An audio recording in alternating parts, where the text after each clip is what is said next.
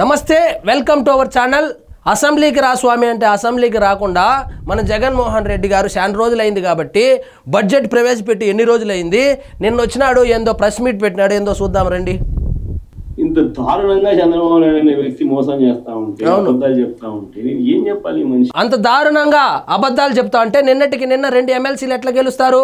అది కూడా చదువుకున్న వాళ్ళు కదా ఓట్లేసింది. పరిపాలన అంత దారుణంగా ఉంటే 2 ఎమ్మెల్సీలు ఎందుకు గెలుస్తారు? మీకు అభ్యర్థి కూడా ఎందుకు లేకుండా పోతారు? మీరు సపోర్ట్ చేసినటువంటి యూటీఎఫ్ అభ్యర్థి ఎందుకు ఓడిపోతారు జగన్మోహన్ రెడ్డి గారు? ఇవన్నీ కూడా మొత్తం లెక్కలన్నీ చూసిన తర్వాత చంద్రబాబు నాయుడు గారు వచ్చాక రెవెన్యూ తగ్గిందని ప్రస్ఫుటంగా కనిపిస్తా ఉంది. ఈ అసెంబ్లీకి సంబంధించి కానీ బడ్జెట్కి సంబంధించి ప్రభుత్వం 9 నెలల పాలనకు సంబంధించి అనేక వైఫల్యాల గురించి మీరు చెప్తా రావడం జరిగింది వరకు. అయితే నిన్న వచ్చినటువంటి పట్టభద్రుల ఎమ్మెల్సీ ఎన్నికల ఫలితాల్లో టీడీపీ గెలిచింది కాబట్టి ప్రజలకు మా పైన ఇంకా నమ్మకం ఉంది, విశ్వాసం ఉంది, అందుకే ప్రజలు మాకు ఓటు వేసి గెలిపించారని సీఎం చంద్రబాబు చెప్తా ఉన్నారు. రమేష్, ఒకటి ఆశ్చర్యకరమైన, నీకు అన్ని ఆశ్చర్యమే, నీకు గెలిచినా ఆశ్చర్యమే, ఓడిపోయినా ఆశ్చర్యమే, నీకు అన్ని ఆశ్చర్యం కల్పిస్తుంది. నీకు ఎమ్మెల్సీ ఎన్నికల్లో రిగ్గింగ్ చేసేవాడిని చూపించా కదా అప్పుడే. ఎమ్మెల్సీ ఎన్నికల్లో రిగ్గింగ్ ఏ విధంగా చేసినారో ఇంకొక వీడియోలో చూపించాను కదా. ప్రపంచంలోనే ఎమ్మెల్సీ ఎన్నికల్లో రిగ్గింగ్ చేసినటువంటి చరిత్ర జగన్మోహన్ రెడ్డి గారిది. రిగ్గింగ్ చేసినప్పటికి కూడా ఓడిపోయిన చరిత్ర కూడా జగన్మోహన్ రెడ్డి గారిది. నేనైతే ప్రపంచ చరిత్రలో ఎమ్మెల్సీ ఎన్నికల్లో రిగ్గింగ్ చేసేవాడిని. ఇప్పుడు ఒక చిన్న బిట్ వేస్తాను చూడండి, ఎవరు రిగ్గింగ్ చేసినారు. పెద్దిరెడ్డి రామచంద్రారెడ్డి తిరుపతిలో ఏ విధంగా రిగ్గింగ్ చేయించినాడు ప్రపంచ చరిత్రలో ఎవరు నేను చూడలే. ఒక చంద్రబాబు అనే వ్యక్తి మాత్రమే ఎమ్మెల్సీ ఎన్నికల్లో రిగ్గింగ్ చేసేవాడిని నేను చూసాను. అయినా కానీ శ్రీకాకుళంలో మాస్టర్లు బాగానే బుద్ధి చెప్పారు కదా. అవును, శ్రీకాకుళంలో మాస్టర్లు బాగా బుద్ధి చెప్పినారు. మీరు సపోర్ట్ చేసినటువంటి యూటీఎఫ్కు 3వ స్థానం వచ్చింది జగన్మోహన్ రెడ్డి గారు. బీజేపీ సపోర్ట్ చేసినటువంటి అభ్యర్థి గెలిచాడు. అక్కడ ఎన్నికలు జరిగింది, 2 కూటమి అభ్యర్థులకే 1 కూటమి అభ్యర్థి గెలిచాడు.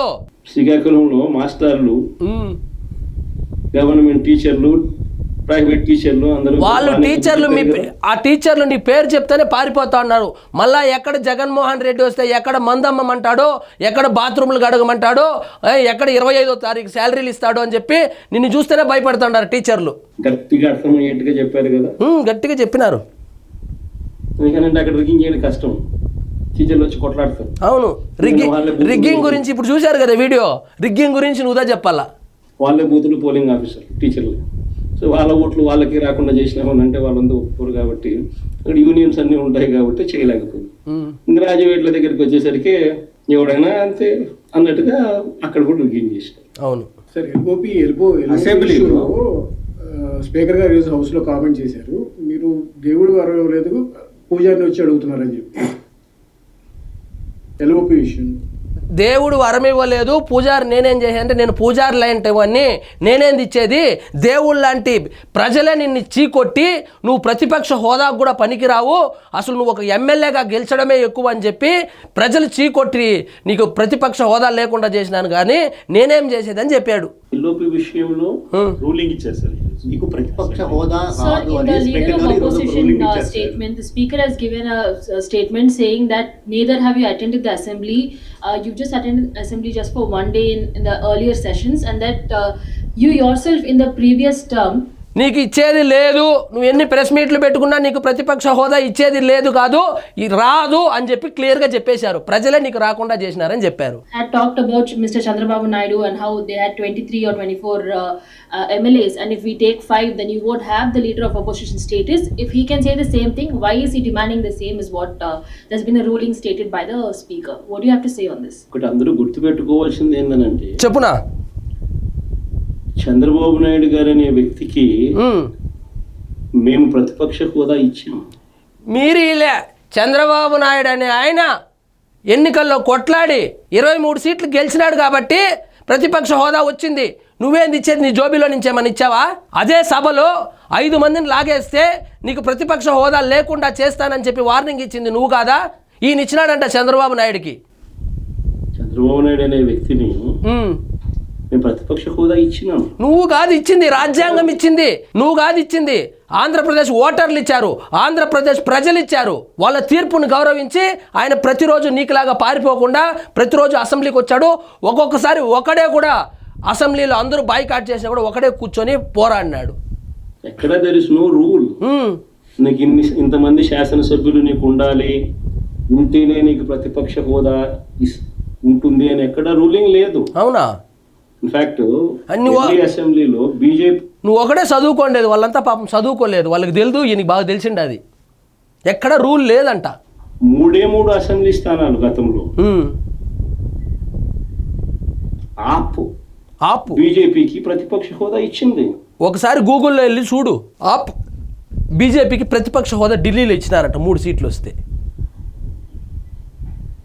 మరి 79 స్థానాల బీజేపీ అక్కడ ఉన్న టోటల్ స్థానాలు ఢిల్లీలో 80 స్థానాలకు 77 స్థానాలు ఆప్ వచ్చి ఢిల్లీలో 80 మంది ఎమ్మెల్యేలు ఉన్నారని చెప్తాడు. కనీస విషయ పరిజ్ఞానం కూడా ఉండదు. ఢిల్లీలో ఉండేది 70 మంది. Something like that. బీజేపీకి 3 స్థానాలు ఉన్న ప్రతిపక్ష హోదా 80 కాదయ్యా, 70 ఉండేది. 67 ఆప్ గెలిచింది, 3 బీజేపీ గెలిచింది.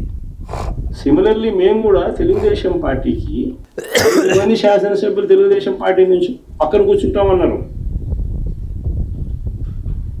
మా వాళ్ళు అయితే ఇంకా లాగేసినామంటే ఇంకా 10 మంది పక్కన కూర్చోలే, బెదిరించి ఒకే ఒక జనసేన ఆయన గెలిస్తే ఆయన్ని లాగేసి, వంశీని లాగేసి, మద్దాలి గిరిని లాగేసి, వాసుపల్లి గణేష్ని లాగేసి బెదిరించి లాక్కున్నావు.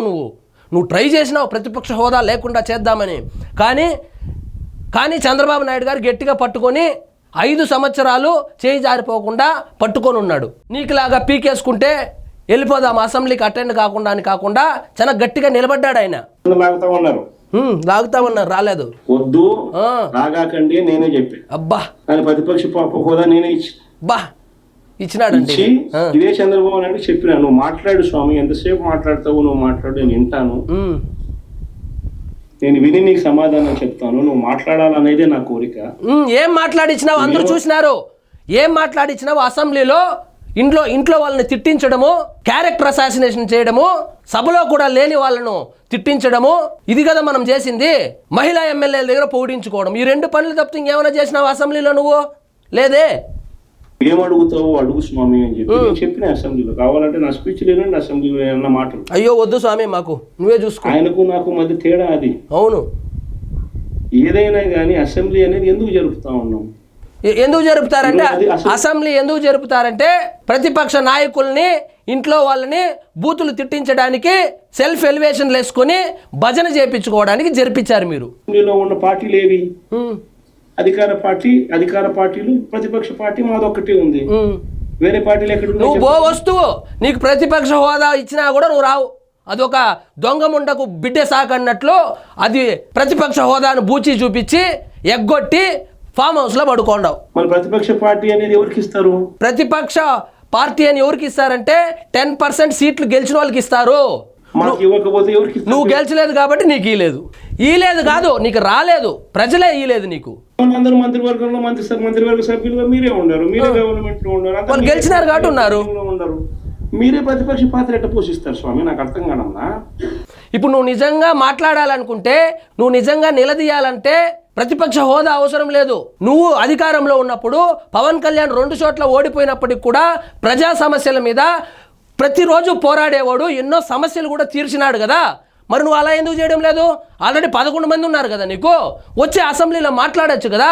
అసెంబ్లీలో మాట్లాడకపోతే బహిరంగంగా రాస్తారోకోలు, ధర్నాలు, కలెక్టరేట్ ముట్టడించడాలు చేయొచ్చు కదా. చేయవు, రెస్ట్ తీసుకుంటావు. పార్టీ మీదే, ప్రతిపక్ష పార్టీ మీదే, అట్లా ఇచ్చినారు తీర్పు. మరి హీరో నువ్వే. అది నేను చెప్పేసి స్వామి, 2 పాత్ర డబుల్ యాక్షన్. ఒక నువ్వు కొడతానంటే ఈ పక్క నేను కొడతానంటే ఎట్లా కుదురుతుంది స్వామి? అది ఉండేది ఈరోజు అసెంబ్లీలో 2 పార్టీలు ఉన్నాయి, వాళ్ళంతా కలిపి అధికార కూటమి. ఈయన ప్రతిపక్ష హోదా ఎందుకు అడుగుతున్నాడంటే ఆ సెక్యూరిటీ రీజన్స్ వల్ల జనాలు మీద పడిపోతున్నారు కాబట్టి ఆ ప్రతిపక్ష హోదా వస్తే కొంచెం సెక్యూరిటీ పెంచుతారని. దానికి కూడా నిన్న లోకేష్ గారు సమాధానం చెప్పారు. పవన్ కళ్యాణ్ కన్నా ఎక్కువ సెక్యూరిటీ జగన్మోహన్ రెడ్డికే ఇస్తున్నాము.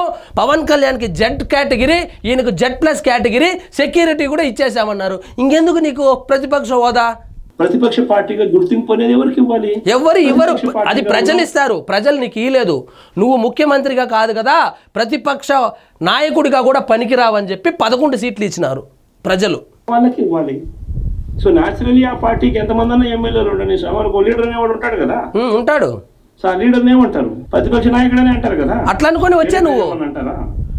సో ప్రతిపక్ష అట్లా అనుకొని రా, మళ్ళీ నీకు నువ్వే ప్రతిపక్ష నాయకుడు అనుకొని మరి అసెంబ్లీకి రా, వచ్చి పోరాడు నాయకుడు అని చెప్పి నువ్వు ఎప్పుడైతే అంటావో అప్పుడు ఏంది, దాని అర్థం ఏంది, లీడర్ ఆఫ్ ది హౌస్ కి ఎంతసేపు మైక్ ఇవ్వాలి? మైక్ ఇస్తే నీకు 10 నిమిషాలు మైక్ ఇస్తేనే 10 మీమ్స్ కి మెటీరియల్ ఇస్తావు. ఇంక ఈయనకి 1-2 గంటలు ఇస్తే మీమర్స్ కి పండగే పండగ. 10 నిమిషాలు పేపర్ చూడకుండా చదువు చూద్దాము, ఈయన గంటలు కావాలంట. దాని తర్వాత స్థానంలో ప్రతిపక్ష పార్టీ నాయకుడికి ఇవ్వాలి. ఎందుకు ఇవ్వాలి? ఇవన్నీ చెప్తాడు కాబట్టి, ఇవన్నీ బూతులన్నీ మాట్లాడిస్తాడు కాబట్టి, ఇవన్నీ అవతల ప్రతిపక్ష పార్టీ చెప్పినప్పుడు నువ్వు రిపేర్ చేసుకోవాలి కాబట్టి, అది గవర్నమెంట్ చేయాల్సిన డ్యూటీ కాబట్టి పని. అవునవును, చూసినాం నీ డ్యూటీ. ఇక్కడ ఏం జరుగుతా ఉంది, నేను చెప్పనివ్వను, నేను ఎవరి స్వరము విననివ్వను. ఎవరు చెప్పినారు నీకు? నీకు ఎప్పుడు అటెండ్ అయినావు అసెంబ్లీలో? ఎప్పుడు అడిగినావు మైకు? ఎప్పుడు వాళ్ళు ఈయనన్నారు? నువ్వు అసెంబ్లీకే రాననేసినావే. నువ్వు అటెండ్ అయ్యి నీకు ఇవ్వకపోయింటే అప్పుడు వాళ్ళది తప్పు. నువ్వు అటెండే కాకుండా నాకు ఇవ్వరేమో, మైక్ ఇవ్వరేమో, నాకు టైం ఇవ్వరేమని నీకు నువ్వే ఊహించుకొని అసెంబ్లీ ఎగ్గొడితే ఎవరిది తప్పు జగన్మోహన్ రెడ్డి గారు? మైక్ ఇవ్వను అని నువ్వంతకు నువ్వే డిక్టములు పాస్ చేస్తా ఉంటే ఏ రకంగా అసెంబ్లీ అన్నది, అసెంబ్లీలో ప్రతిపక్షం నిన్ను చూసిదా నేర్చుకోవాలి అసెంబ్లీ ఎలా నడిపాలని. చూసినాం లాస్ట్ 5 సంవత్సరాలు ఏ విధంగా నడిపావో, ఏ విధంగా భజన చేసుకున్నావో, ఏ విధంగా ప్రతిపక్ష నాయకుల్ని తిట్టించినావో, అసెంబ్లీ సాక్షిగా ఆడోళ్ళని ఏ విధంగా తిట్టించినావో చూసినాం. ఇప్పుడు మీరే అన్నారు 1.5-2 గంటలు పట్టింది సార్ అని. మరి 1.5-2 గంటలు పడుతుంది. మరి పడుతుంది. ఎందుకు పడదు? మనకు తెలుగు రాదు, చూసి చదవాలా, కూడి చదవాలా. మనకేమో మాటలు కూడా సరిగ్గా రాదు కాబట్టి 2 గంటలు పడుతుంది. 10 నిమిషాల్లో చెప్పేదాన్ని 2 గంటలు చెప్తావు నువ్వు. ఇదే చెప్పిందే చెప్తా ఉన్నావు. ఎప్పుడు 9 నెలలుగా ఇదే కదా స్క్రిప్ట్ అన్నా మారుస్తాండావా? లేదే, ఈ స్క్రిప్ట్ కూడా మార్చలేదు నోటికి. ఇంకెందుకు చెప్పు, నీకు ఏదైనా ఒకటన్నా వేస్ట్ మాట ఏమన్నా ఉందా? మొత్తమే వేస్ట్ మాటలే, మొత్తమే ఫాల్తు మాటలే నువ్వు మాట్లాడేది. మొత్తమే నోరు తెరిస్తే అబద్ధాలే. మళ్ళీ వచ్చి దీంట్లో ఏమన్నా తప్పేమన్నా ఉందా అంటావు. డాక్యుమెంట్స్ చూపించినాను, బడ్జెట్ కి సంబంధించిన అంశం. సాక్షి పేపర్లో వచ్చేటటువంటి కథనాలు తీసుకొచ్చి కథలు పడతా ఉన్నావు నువ్వు. మరి టైం పడుతుంది, మరి పట్టకపోయినట్టుంటుంది. పడుతుంది. మనం వినాలా? అవతలోనికి మైక్ ఇస్తేనే కదా నువ్వు అవతలో చెప్పగలవు. వాళ్ళు ఇవ్వనురా స్వామి, నీకు ప్రతిపక్ష హోదా రాదు అని చెప్తే ఈ విధంగా వారానికో 10 రోజులకో ఒకసారి ప్రెస్ మీట్ పెట్టి అడుక్కోవడం ఏమంత బాగాలేదు జగన్మోహన్ రెడ్డి గారు. మీరు ఒక మాజీ ముఖ్యమంత్రిగా కూడా చేశారు. మీకు ప్రతిపక్ష హోదా అంశానికి సంబంధించి పవన్ కళ్యాణ్ గారు ఒక కామెంట్ చేశారు. వైఎస్ఆర్ కాంగ్రెస్ పార్టీకి వచ్చినటువంటి ఓట్ల శాతాన్ని, సీట్ల శాతాన్ని బట్టి చూస్తే జర్మనీలో అయితేనే వస్తుంది, ఇక్కడ రాదు, ఇక్కడ 5 ఏళ్ళు రావడం కష్టం అని ఒక విమర్శ చేశారు. ఆ మనిషి కార్పొరేటర్కి ఎక్కువ, ఎమ్మెల్యేకి తక్కువ. పవన్ కళ్యాణ్ కార్పొరేటర్కి ఎక్కువ, ఎమ్మెల్యేకి తక్కువ అంట.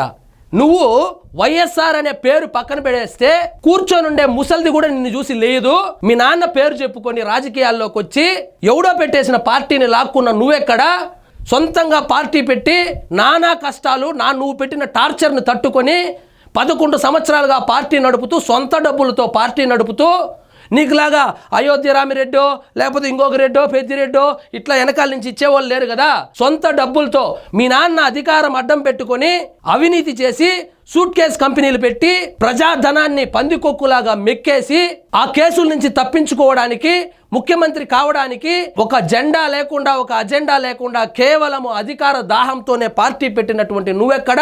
ప్రజాసేవ పరమావధిగా పార్టీ పెట్టిన పవన్ కళ్యాణ్ ఎక్కడ? జగన్మోహన్ రెడ్డి గారు, నీకు పవన్ కళ్యాణ్కు నక్కకు నాగలోకానికి ఉన్నంత తేడా ఉంది జగన్మోహన్ రెడ్డి గారు.